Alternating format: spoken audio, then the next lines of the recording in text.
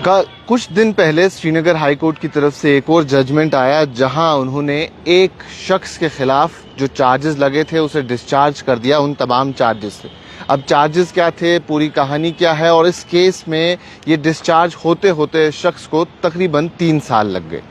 मैं आपको बता दूं, बासित बशीर इस शख्स का नाम है जो पिटिशनर है, और 3 साल तक अब जो बिलाखिर मालूम हुआ कि जो क्राइम इन्होंने किया ही नहीं है उसकी सज़ा इनको मिलती आ रही थी।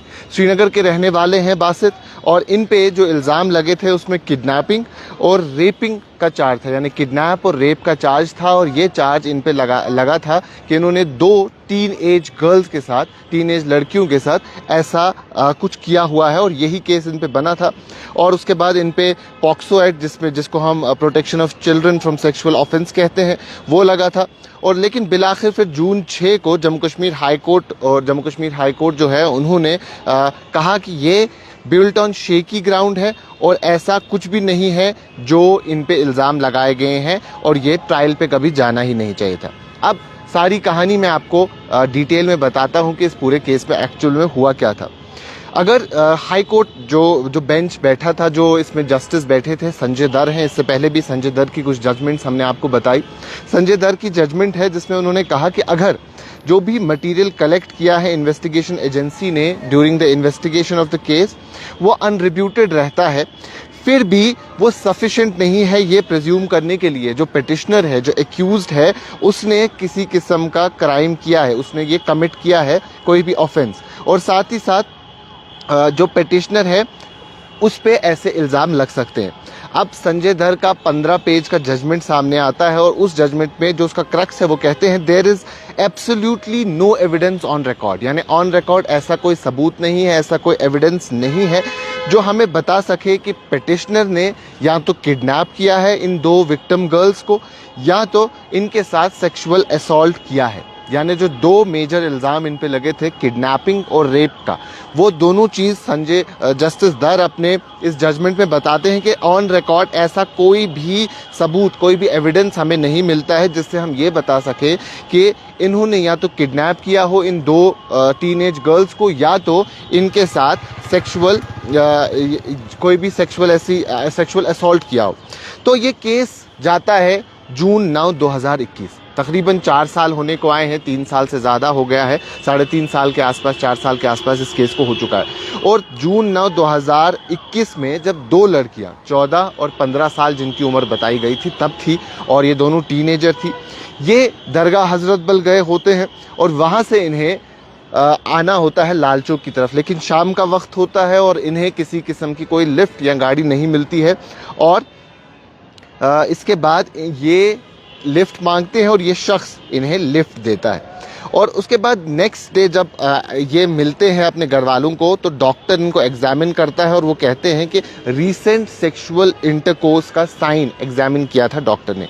तो based on the timing and the brief absence, यानी जो कुछ वक्त के लिए घर से गायब रहे और जो टाइमिंग इस पूरे इंसिडेंट की रही, और जो डॉक्टर ने फिर रिपोर्ट में बताया, उसके बाद ही ऐसा बताया गया कि बासित इज़ द एक्यूज्ड, क्योंकि उस शख्स ने इन्हें लिफ्ट दी थी और उन्हें हजरत बल से पिक करके लाल चौक ड्रॉप किया था। अब ये केस मैं आपको बताऊं क्योंकि ज़रा सा कॉम्प्लिकेटेड इसलिए बन जाता है क्योंकि 3 से 4 साल इसे लगे साबित करने में कि ये शख्स इसमें इन्वॉल्व नहीं था।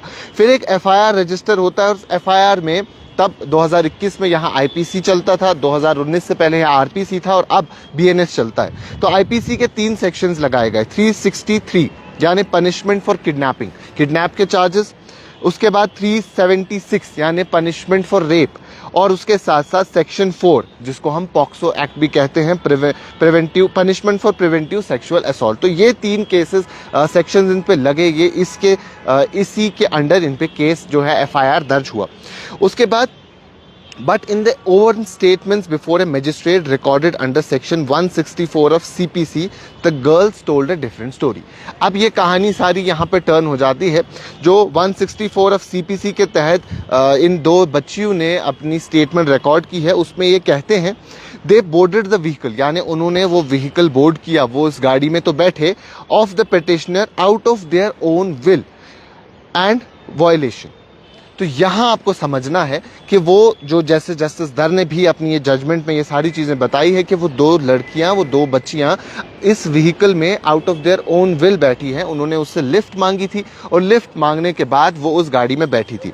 और उसके साथ साथ they have not even whispered the petitioner had asked them to board his vehicle। यानी जो वो लड़का है जिसने उन्हें लिफ्ट दी, उसने इनिशिएट नहीं किया था उन्हें ये बोलने के लिए कि आप मेरी गाड़ी में आके बैठें, या उसने उन्हें किसी भी तरीके का फोर्स नहीं किया था कि आप गाड़ी में आके बैठें। तो लड़कियों ने इसलिए वो लिफ्ट एक्सेप्ट की थी क्योंकि वो दरगाह हजरत बल में थी, उन्हें शाम का वक्त था, उन्हें गाड़ी नहीं मिल रही थी, तो उन्होंने एक्सेप्ट की वो राइड लाल चौक तक। और उसके बाद उन्हें किसी किस्म का पब्लिक ट्रांसपोर्ट मिल नहीं रहा था, तो ज़्यादा देर हो चुकी थी, घर जा नहीं सकते थे, और फेयरिंग फ्रॉम द पनिशमेंट, अपने पेरेंट्स से किसी किस्म का हमें कुछ पनिशमेंट ना मिल जाए, तो उन्होंने पिटिशनर का ऑफर एक्सेप्ट किया। अब इस केस में ये एक टर्निंग पॉइंट है जहां आप ज़रा सा सोचने पे मजबूर हो जाएंगे कि पिटिशनर ने उन्हें एक होटल रूम अरेंज करके दिया जहां वो रात के लिए रुके।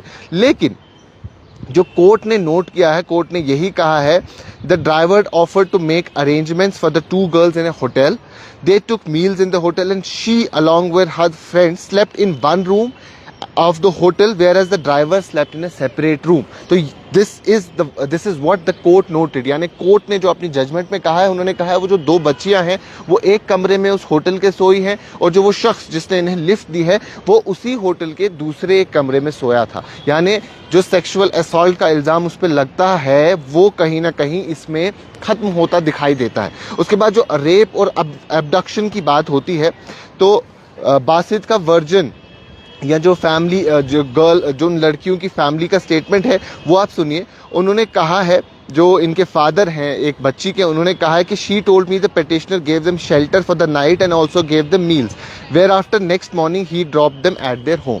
ये उनके फादर ने कहा है, और इसके अलावा उन्होंने कुछ नहीं कहा कि उन्होंने रात के लिए इन्हें एक जगह दी जहां वो रुके, उन्हें खाना ऑफर किया और अगले दिन सुबह उन्हें उनके घर छोड़ दिया। उसके साथ साथ जो मेडिकल रिपोर्ट है, मेडिकल रिपोर्ट सेक्सुअल इंटरकोर्स तो बताती है, लेकिन कोर्ट ने ऐसा कोई एविडेंस नहीं पाया कि इसे हम कनेक्ट कर सकें एक्ट ऑफ बासित के साथ। यानी सेक्सुअल इंटरकोर्स तो हुआ है, अब इस पूरी कहानी में कई सारे एलिमेंट्स आते हैं। सेक्सुअल इंटरकोर्स तो हुआ है, लेकिन उसे कोर्ट किसी तरीके से बासित के इंसिडेंट के साथ कनेक्ट नहीं कर पाती। और साथ ही साथ नन ऑफ द गर्ल्स, उन्होंने ऐसा नहीं कहा है कि वो सेक्सुअल असॉल्ट उनके साथ हुआ है, और वो पिटिशनर ने कहा है जस्टिस दर रूल्ड, ये जस्टिस दर ने कहा। और उन्होंने ये भी कहा merely on the basis of the opinion of the doctor, यानी जो डॉक्टर ने ओपिनियन दिया है उसके बेसिस पे कि दो लड़कियों के साथ, दो बच्चियों के साथ सेक्सुअल इंटरकोर्स हुआ है कुछ दिन पहले, हम ऐसा नहीं कह सकते कि ये सब पिटिशनर के साथ लिंक किया जाता है। इसीलिए जस्टिस दर ने इस पूरे चीज़ को, जो स्पेशल जज ने इससे पहले ट्रायल कोर्ट में अपना जजमेंट सुनाया था, उसको रिव्यू किया, और जो भी चार्जेस इस शख्स के, इस लड़के के खिलाफ लगे थे, उन्हें कहीं ना कहीं उन्होंने डिस्चार्ज कर दिया। और वही ये पूरी खबर है कि इन पूरे केसेस को डिस्चार्ज कर दिया। और साथ ही साथ उन्होंने यही कहा कि अब इन exercising jurisdiction under section 227 of the code, the जज can not act merely as a post office और a mouthpiece of prosecution. तो ये काफ़ी इंपॉर्टेंट चीज़ है जब उन्होंने साइटिंग सुप्रीम कोर्ट के एक ऑर्डर को साइट किया।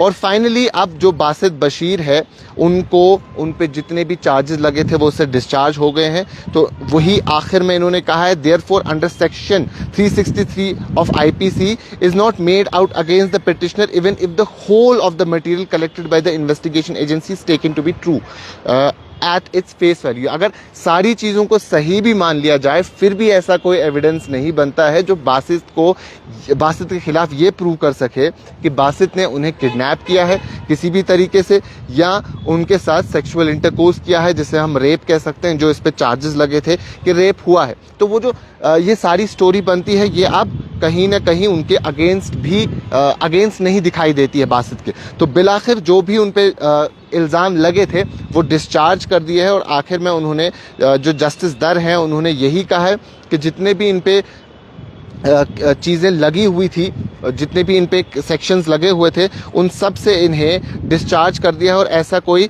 साइंटिफिक एविडेंस नहीं मिलता है। तो जो एंड पे कोर्ट का ऑर्डर है वो यही है, the petitioner is discharge and the challans against him shall stand dismissed. यानी जो पूरा केस 2021 9 जून से शुरू हुआ था वो 6 जून 2025 तकरीबन 4 साल के बाद जो 4 साल वो बोझ अपने ऊपर लिया हुआ था वो शख्स उससे हट चुका है और उन पे जो किडनैप और रेप का केस लगा था और पॉक्सो लगा था वो डिस्चार्ज कर दिया गया। और जो उनके खिलाफ चालान था, जैसा कि इन्होंने साफ साफ इसमें लिखा है, चालान against him shall stand dismiss. तो काफ़ी वक्त तो लगा लेकिन बिलाखिर वो चालान हट चुका है, डिसमिस हो गया और उनके खिलाफ जो भी चार्जेस थे उससे वो डिस्चार्ज हो गए। तो इससे आप अंदाज़ा लगा सकते हैं कि कभी ना कभी जुडिशल सिस्टम में ज़रा देर तो लगती है लेकिन बिलाखिर जो चीज़ होती है, अगर जज जैसा जस्टिस दर ने भी यही चीज़ कही कि आपको माउथ पीस ऑफ प्रोसिक्यूशन नहीं बनना है और साथ ही साथ आपको ज़रा सा काम करना है merely on the basis of opinion of the doctor, यानी जो डॉक्टर ने ओपिनियन दी है